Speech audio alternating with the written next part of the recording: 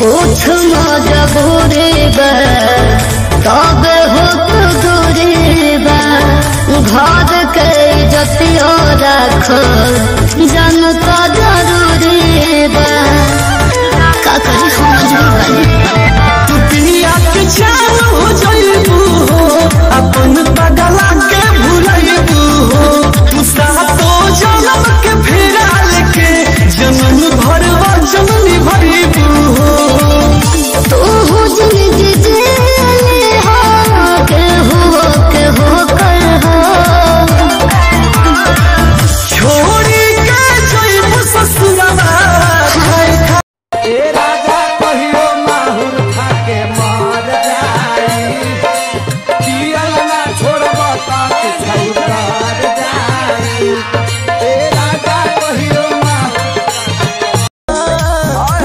की बाटे उमर कमर लचकनिया